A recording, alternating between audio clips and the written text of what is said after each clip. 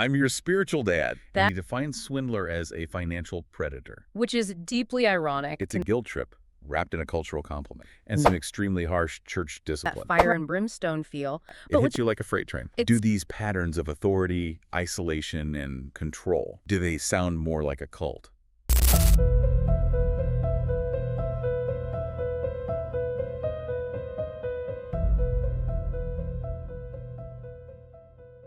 Welcome back to the Deep Dive. Today, we are wading into some incredibly turbulent waters. We're looking at a text that is, well, it's less of a sermon and more of a manifesto, I think. That's a good way to put it, yeah. It's titled, Compelled by Christ, the Internal Engine of Faith. And, usually when we get a sermon for a deep dive, you're expecting, I don't know, something uplifting, maybe. Some inspiration, yeah, Yeah. or maybe a little historical context, some life advice. But this is something else entirely. Yeah. It hits you like a freight train. It certainly does. This isn't your average Sunday morning homily about, being a little nicer to your neighbor Or volunteering at the soup kitchen. Exactly. This text is dense, and I mean really dense with rhetoric about absolute authority, total identity reconstruction, and a very specific, very intense definition of what it means to be a disciple. It's high-octane stuff. It is. And that brings us to our specific mission for this deep dive, because this source came to us with a question. A listener sent it in with a really burning, very specific question that frames everything we're going to talk about today. Okay. They asked, is this a representation of intense, radical, first-century biblical ministry like, are we just seeing what it looks like to really get back to the roots of the faith? Or do these patterns of authority, isolation, and, control, do they sound more like a cult?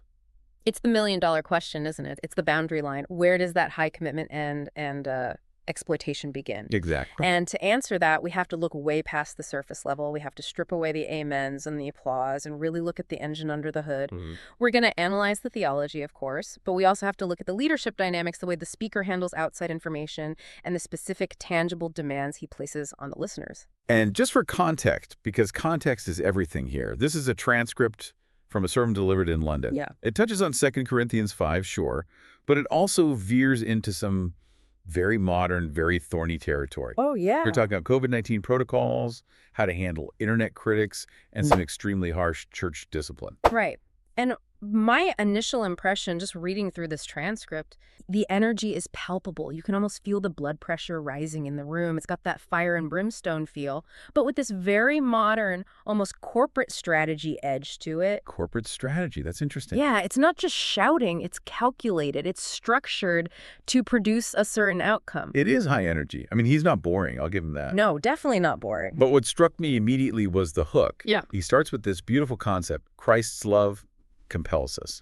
It sounds warm, fuzzy, inviting, something you'd see on a coffee mug, Totally. It draws you in. But then, almost immediately, that word love becomes the justification for a strict hierarchy, for cutting off so-called sinners, and for ignoring anyone outside the group who criticizes them. And that is the rhetorical strategy we really need to keep our eyes on today. It's a blend. He blends standard biblical exegesis, explaining a text like 2 Corinthians, which gives it legitimacy, with these extremely high demands for lifestyle changes and loyalty. So it's like wrapping a very bitter pill in a sweet coating. Exactly. He claims the engine is love, but as we unpack this, we have to ask, is the fuel actually fear? Because the destination seems to be total control. Okay, let's unpack this. We've got a lot to cover. Let's start with section 1, the engine.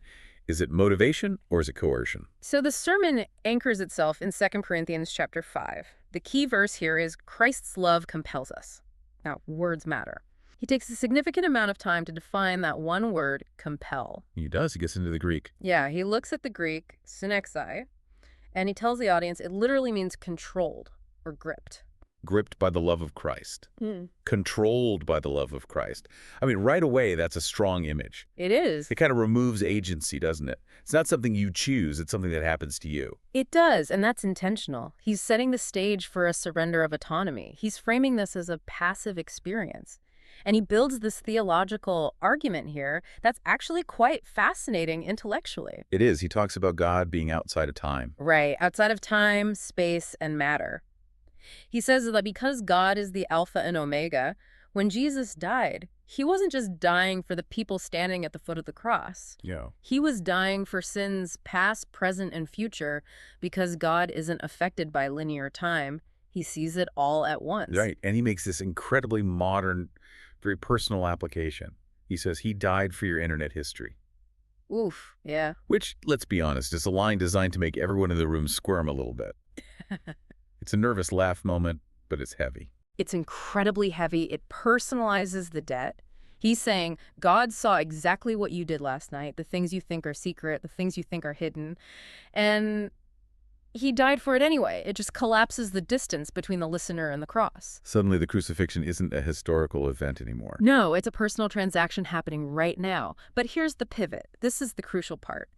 He argues that because of this massive, time-defying sacrifice, our motivation shouldn't be guilt. He says that explicitly. He does. He says, man's guilt does not compel us. The church's pressure does not compel us. Which sounds great. If I'm sitting in that audience, I'm nodding along. Yes, exactly. I want to be motivated by gratitude, not because my leader is pressuring me or guilt-tripping me. It sounds so liberating. It sounds incredibly liberating. But we have to look at the subtext. He says guilt shouldn't be the engine, but throughout the rest of the speech, he creates scenarios that generate immense guilt. How so? Well, he contrasts this compelling love with godlessness. He says, if you don't have enthusiasm, if you're not on fire, then you're godless. So the option is be hyper-enthusiastic and gripped by this mission. Or you are effectively an atheist in practice. There it is. It's a binary choice. There's no room for a struggling believer or someone who is just having a bad week or maybe is just a more introverted person. No nuance whatsoever. You're either on fire or you're godless. Exactly. And that binary is where the pressure comes from.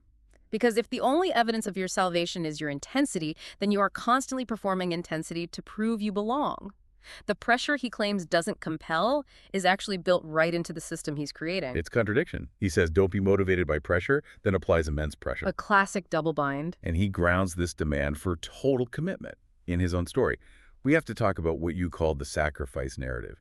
He talks about moving from Los Angeles to London 16 years ago. This is a classic leadership device, establishing authority through suffering. You see this in military contexts, in startups, and definitely in high-control religious groups. It's a powerful tool. He really details the move from comfort to conviction. He talks about leaving this comfortable, sunny life in L.A. to start the church in London with just 9 scared missionaries. The phrasing is so deliberate, not just missionaries, but scared missionaries. It paints a picture of vulnerability and courage. And the imagery he uses is so vivid. He talks about living in a flat above a chip shop in Camden Town.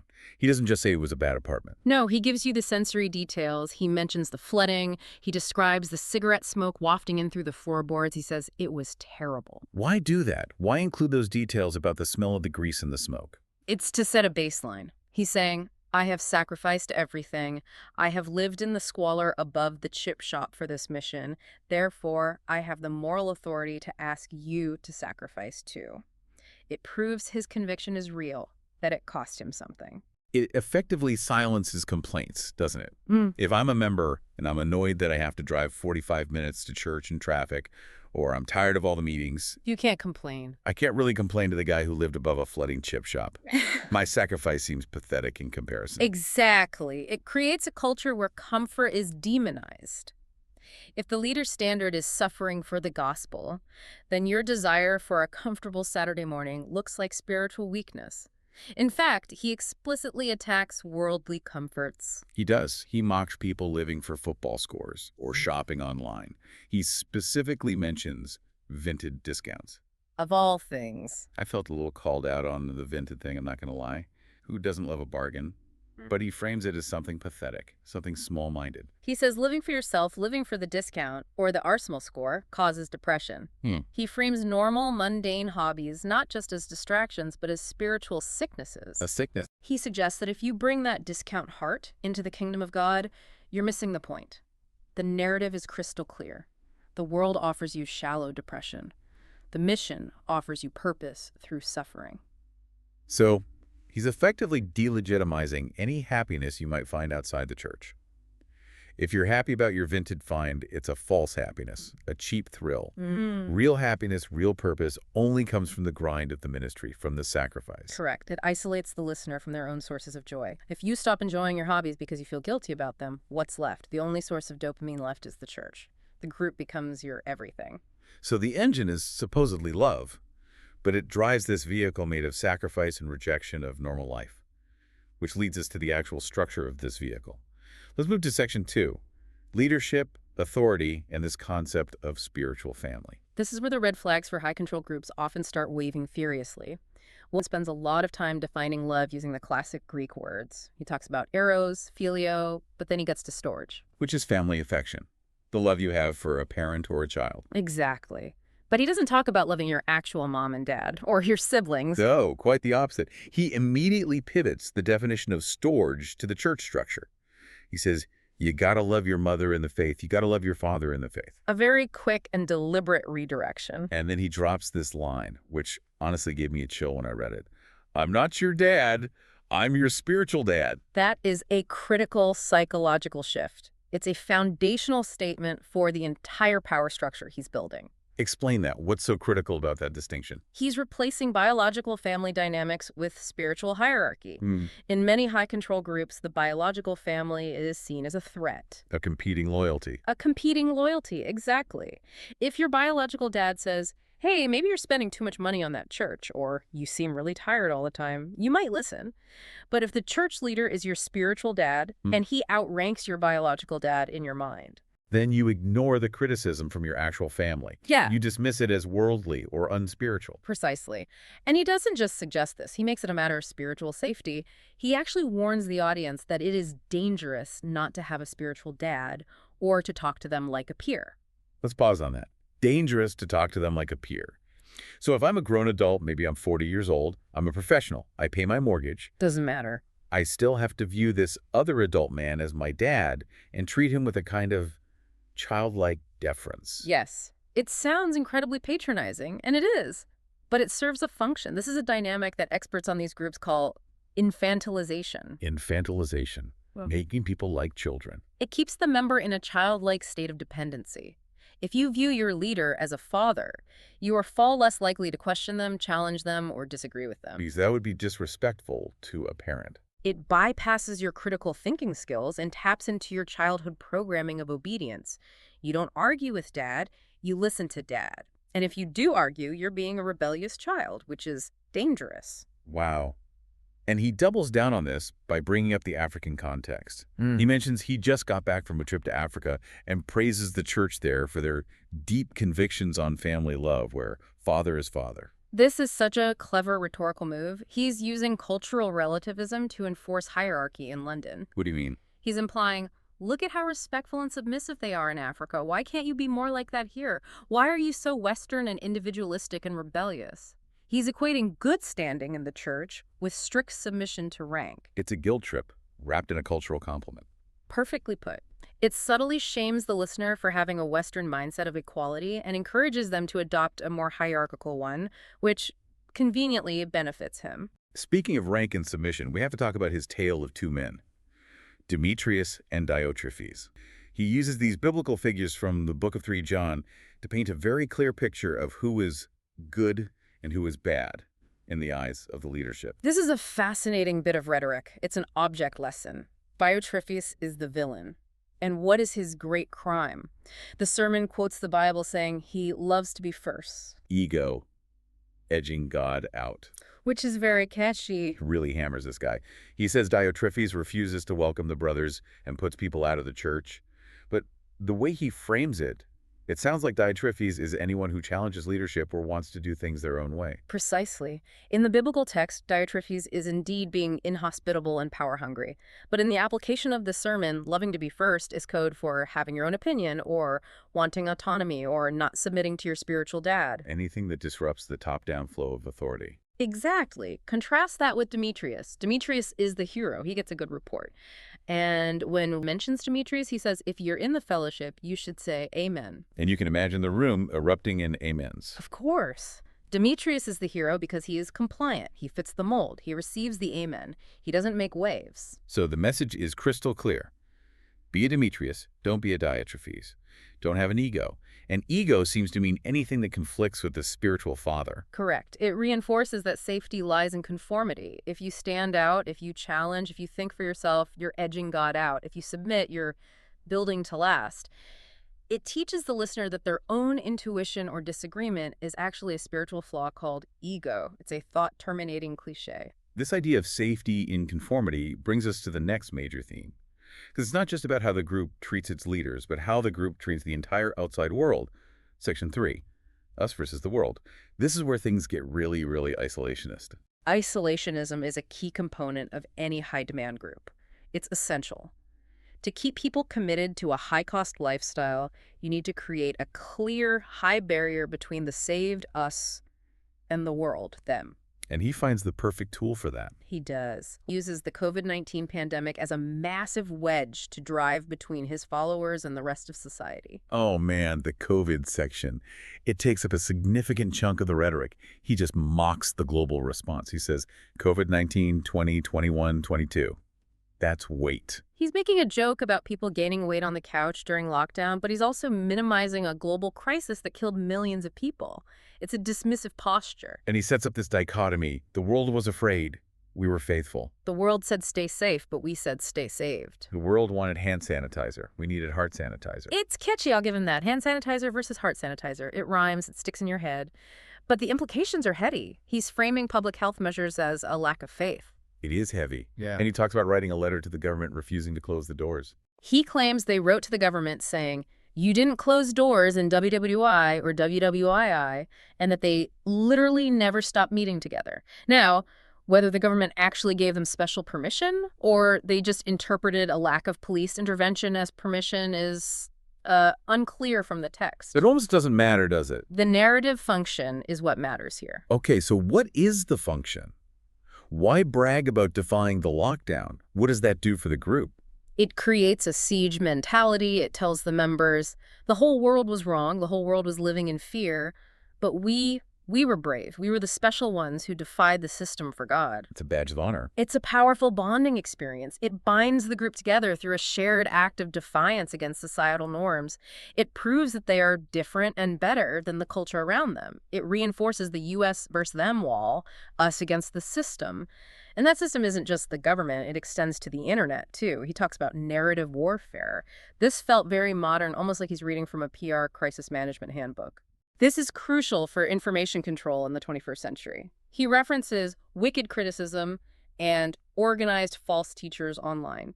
He tells the congregation flat out, I don't care what you say online. But he obviously does care. Of course he does. He knows his members are reading things. He knows they are seeing negative reports about the church or about him. This isn't a hypothetical threat, it's a real one. So how does he handle it?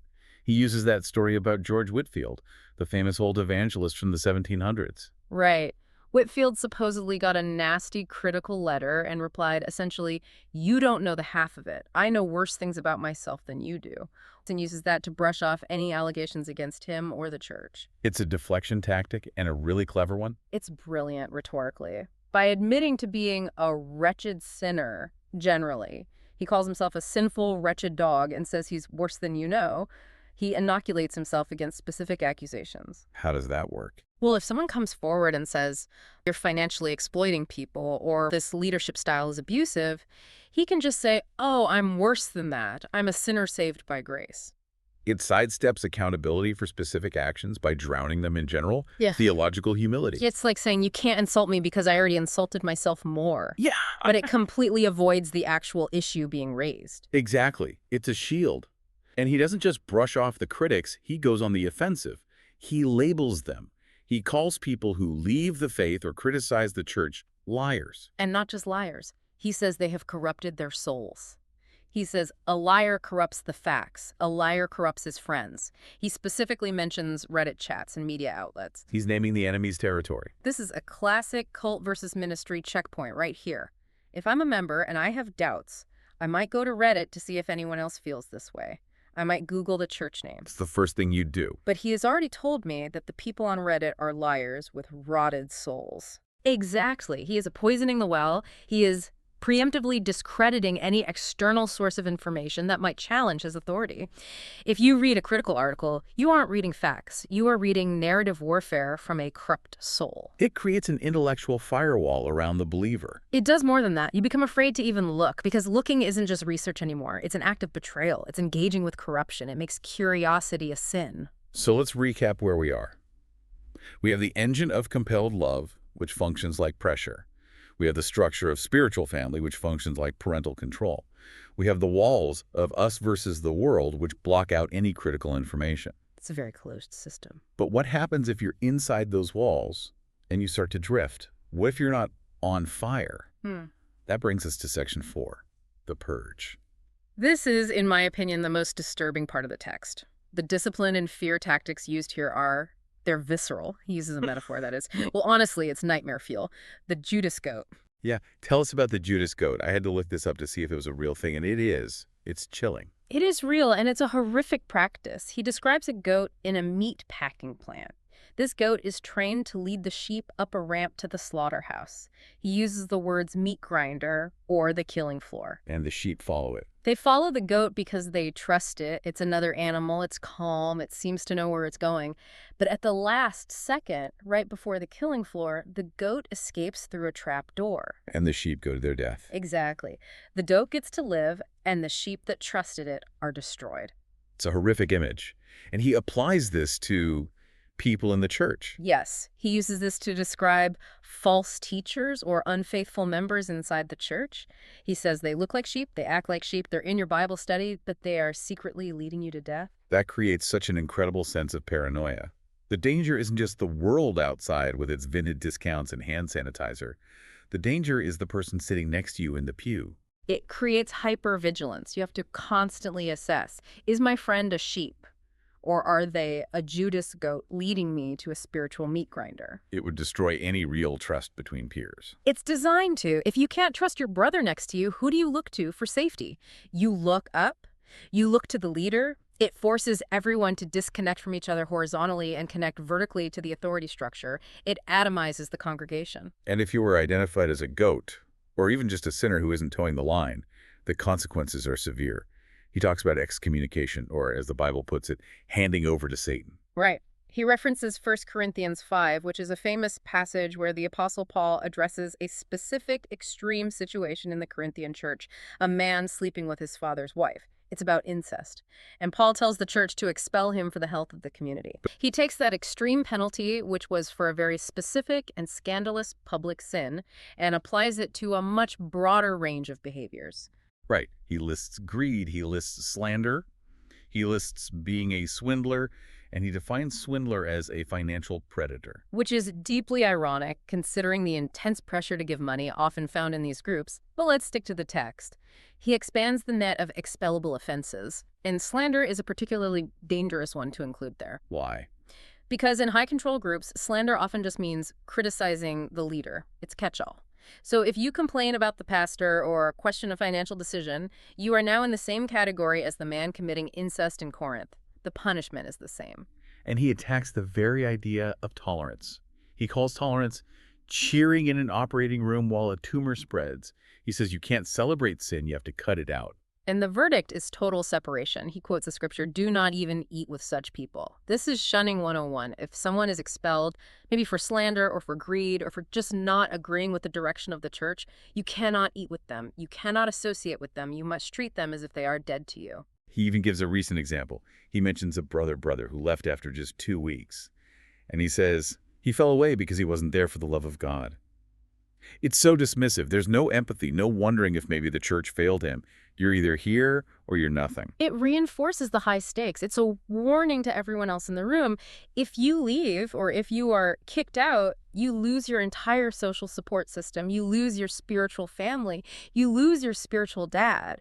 For a human being who is a social creature, that is a terrifying prospect. It's social death. It is. And it keeps people in line not through love, but through the existential fear of that social death. You stay because leaving is just too painful to contemplate. It's an incredibly high-pressure environment, so how do you survive in it? You have to change. You have to become someone else. Which brings us to section 5, the new you and total commitment. This is where it all comes together. Reaches identity reconstruction. He calls the old way of thinking, your pre-church personality, moldy mind syndrome. Moldy mind syndrome. He wants you to scrap your old personality, your old priorities, your old way of viewing the world. It all has to go. And he loves the food analogies. Yeah. First the chip shop, now chicken. He says, you are not a refurbished chicken. Nando's chicken, specifically, he makes a point of saying that. He says if you're working at Nando's and you drop a piece of chicken, you don't just wash it off and serve it, you get a new one. Right. He says you are not a refurbished chicken. You aren't just the old you cleaned up a bit. You are a new creation, a completely different species. On the surface, being a new creation is a standard Christian concept. It's about redemption, a new start. But he ties it directly to being an ambassador.